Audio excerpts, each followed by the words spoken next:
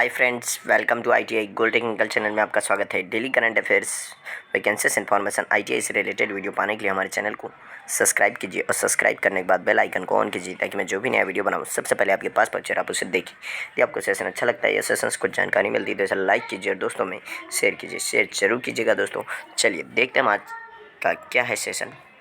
तो आज हम पढ़ेंगे 12 नवंबर 2022 से जितने भी इंपॉर्टेंट करंट अफेयर क्वेश्चन बनेंगे वह इस वीडियो में पढ़ेंगे। यदि आप आईटीआई गोल्ड टेक्निकल पर पहली बार आए हो तो इसे सब्सक्राइब कीजिए, अपने दोस्तों से भी जरूर करवाइएगा। चलिए आज का हमारा पहला क्वेश्चन है, हाल ही में राष्ट्रीय शिक्षा दिवस 2022 कब मनाया गया? इसका right answer option number D, 11 नवंबर को यह दिवस मनाया गया है। और यह दिवस मनाया जाता है किसके उपलक्ष्य में? यह हमारे पहले शिक्षा मंत्री मौलाना अबुल कलाम आज़ाद जी की जयंती पर यह दिवस मनाया जाता है। और आज के समय में सभी को साक्षर होना अनिवार्य है और इसीलिए इसके बारे में सभी को साक्षर होना चाहिए और सभी को पढ़ा लिखा होना चाहिए, इसलिए जागरूकता फैलाने के लिए यह दिवस मनाया जाता है। और 11 सितंबर 2008 को मानव संसाधन विकास मंत्रालय यानी एचआरडी मिनिस्टर ने हर साल 11 नवंबर को राष्ट्रीय शिक्षा दिवस के रूप में मनाने का फैसला किया। और मौलाना अबुल कलाम आज़ाद को मरणोपरांत यानी कि इनके मृत्यु के बाद 1992 में देश के सर्वोच्च नागरिक सम्मान भारत रत्न से सम्मानित किया गया है। और इस वर्ष यानी कि 2022 में इसकी थीम या विषय रखा गया है, पाठ्यक्रम बदलना और शिक्षा को बदलना है। शिक्षा मंत्रालय हर साल एक अलग फोकस क्षेत्र निर्धारित करता है और इसमें विशेषकर राष्ट्रीय शिक्षा दिवस देश भर में छात्रों के लिए शिक्षा की गुणवत्ता और उसमें सुधार करने के लिए यह अबुल कलाम आज़ाद के योगदान की भी याद करता है और एक स्वतंत्र भारतीय शिक्षा प्रणाली की नींव रखने में उन्हें याद करते हैं हम। और अक्सर लड़कियों की शिक्षा और 14 वर्ष से कम उम्र के सभी बच्चों के लिए मुफ्त अनिवार्य शिक्षा, व्यावसायिक प्रशिक्षण और तकनीकी शिक्षा के भी प्रबल समर्थक थे। तो इस क्वेश्चन का right answer option number D. चलिए नेक्स्ट क्वेश्चन को चलते हैं। नेक्स्ट क्वेश्चन है, हाल ही में सरकार ने कितनी भाषाओं का मातृभाषा सर्वेक्षण पूरा किया है? तो इस क्वेश्चन का right answer option number B, 576 भाषाओं का मातृभाषा सर्वेक्षण पूरा किया है हमारी सरकार। तो 2021-22 की वार्षिक रिपोर्ट के अनुसार प्रत्येक स्वदेशी मातृभाषा के वास्तविक रूप को संरक्षित रखने और उनके विश्लेषण के लिए राष्ट्रीय सूचना विज्ञान केंद्र में एक वेब संग्रहित स्थापित करने की योजना बनाई गई है। और यह देश भर में 576 भाषा और बोलियों मातृभाषा सर्वेक्षण सफलतापूर्वक पूरा कर लिया गया है। इस क्वेश्चन का right answer option number B. चलिए नेक्स्ट क्वेश्चन को चलते हैं। नेक्स्ट क्वेश्चन है, हाल ही में सऊदी अरब ने मिडिल ईस्ट ग्रीन इनिशिएटिव के लिए कितने अरब डॉलर की प्रतिबद्धता जताई है? तो इस क्वेश्चन का राइट आंसर ऑप्शन नंबर ए, 2.5 अरब डॉलर की प्रतिबद्धता जताई है। किसने? सऊदी अरब के किंग ने। सऊदी अरब के क्राउन प्रिंस मोहम्मद बिन सलमान ने कहा, राज्य अगले 10 वर्षों में मध्य पूर्व में हरित पहल के लिए 2.5 बिलियन डॉलर का योगदान देगा और अपने मुख्यालय की मेज़बानी भी करेगा। हाइड्रोकार्बन उत्पादन और कार्बन उत्सर्जन को 60% से अधिक कम करने के उद्देश्य से यह शुरू किया गया था और इसका उद्देश्य पूरे मध्य पूर्व में 50 अरब पेड़ लगाना और 200 मिलियन हेक्टेयर भूमि के बराबर क्षेत्र को बहाल करना है। और इस पहल से वैश्विक कार्बन स्तर में 2.5% की कमी आएगी, यह इसमें बताया गया। तो इस क्वेश्चन का राइट आंसर ऑप्शन नंबर ए। चलिए नेक्स्ट क्वेश्चन को चलते हैं। नेक्स्ट क्वेश्चन है, हाल ही में किसने पुरुष एकल 2022 पेरिस मास्टर्स खिताब जीता है? तो इस क्वेश्चन का राइट आंसर है option number D, Holger Rune. Holger Rune ने यह खिताब जीता है। डेनमार्क के युवा टेनिस खिलाड़ी होल्गर रूने ने पेरिस मास्टर्स के फाइनल में पूर्व विश्व नंबर 1 नोवाक जोकोविच को हरा दिया है। और महज 19 साल के होल्गर ने खिताबी मुकाबले में जोकोविच को 3-6, 6-3, 7-5 से मात दी और अपने करियर का पहला एटीपी 1000 मास्टर्स टाइटल हासिल किया। और होल्गर ने करियर की ये सबसे बड़ी जीत हासिल की है और इसके साथ ही ताज़ा जारी एटीपी रैंकिंग में वे 10 नंबर पर भी आ गए हैं। कौन? होल्गर रूने। और नोवाक जोकोविच ने अपने करियर में यह रिकॉर्ड 6 बार पेरिस मास्टर्स का खिताब जीता है और वह गत विजेता भी थे। और जोकोविच के मौजूदा फॉर्म को देखकर सभी को लग रहा था कि वो इस बार भी प्रतियोगिता में जीत ही जाएंगे, लेकिन होल्गर के बेहतरीन खेल ने 21 बार के सिंगल्स ग्रैंड स्लैम विजेता जोकोविच को भी स्तब्ध कर दिया है। इस क्वेश्चन का right answer option number D. चलिए नेक्स्ट क्वेश्चन को चलते हैं। नेक्स्ट क्वेश्चन है,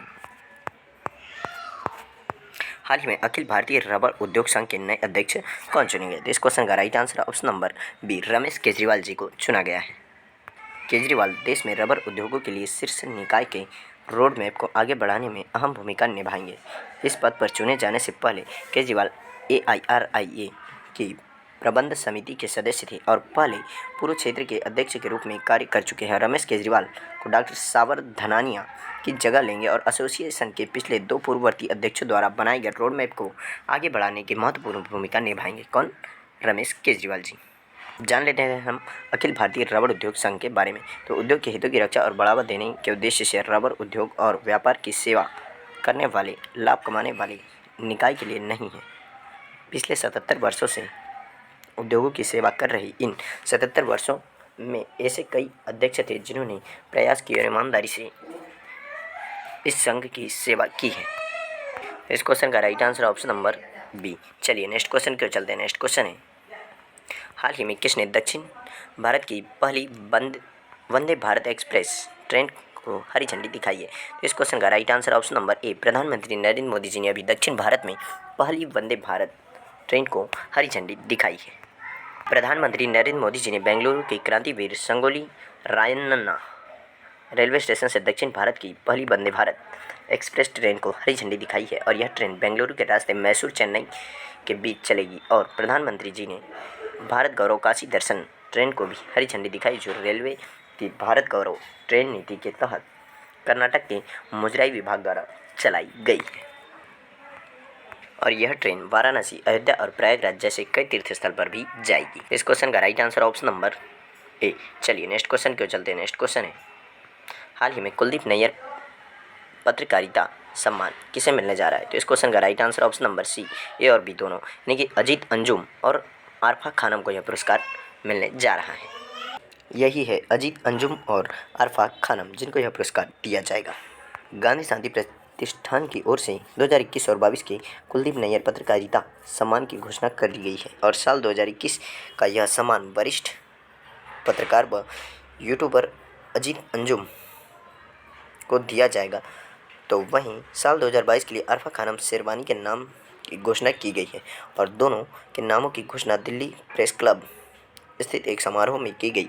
और संस्था के मंत्री अशोक कुमार ने बताया कि 12 नवंबर को दीनदयाल उपाध्याय मार्ग स्थित राजेंद्र भवन में होने वाले एक समारोह में दोनों पत्रकारों को सम्मानित किया जाएगा, यानी कि आज ही के दिन इन्हें सम्मानित किया जाएगा। तो इस क्वेश्चन का राइट आंसर ऑप्शन नंबर सी।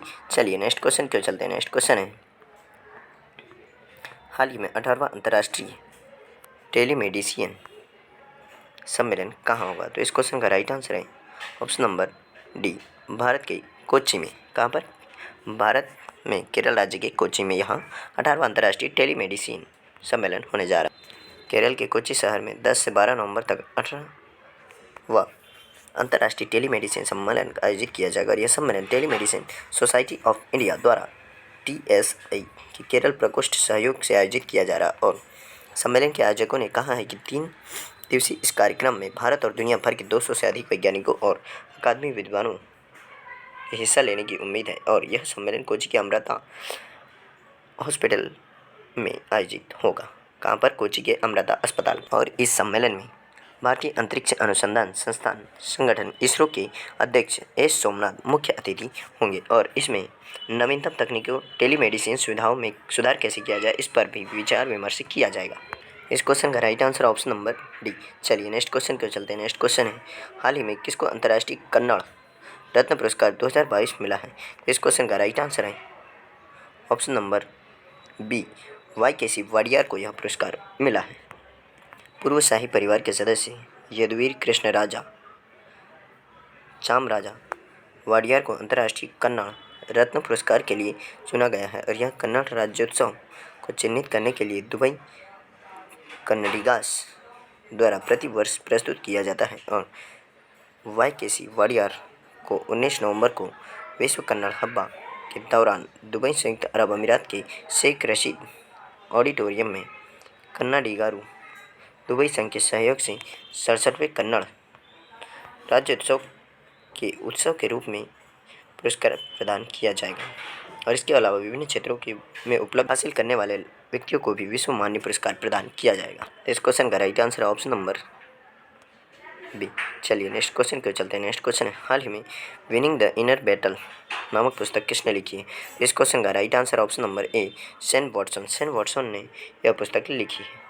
सेन वॉटसन ने winning the inner battle bringing the best version of you to cricket नामक एक नई किताब लिखी है और यह पुस्तक आपको वह सारी जानकारी प्रदान करेगी जिसकी आपको कभी भी गहराई से समझने की आवश्यकता होगी कि हर बार जब आपके सर्वश्रेष्ठ प्रदर्शन की आवश्यकता हो तो अपना सर्वश्रेष्ठ संस्करण कैसे लाया जाए।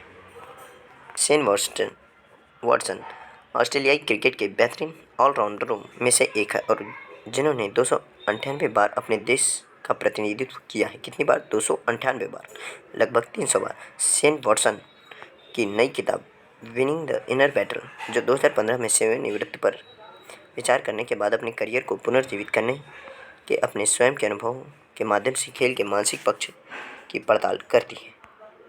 इस क्वेश्चन का राइट आंसर ऑप्शन नंबर ए शेन वॉटसन। चलिए दोस्तों, आज का सेशन यही समाप्त होता है। यदि आपको सेशन अच्छा लगा हो, इस सेशन का कुछ जानकारी मिली हो तो इसे लाइक कीजिए और दोस्तों में शेयर कीजिए। शेयर जरूर कीजिएगा क्योंकि यह कॉम्पिटिशन की तैयारी करने वाले बच्चों के लिए बहुत ही इंपॉर्टेंट सेशन है। Thank you so much watching for my video. मिलते हैं नेक्स्ट सेशन में।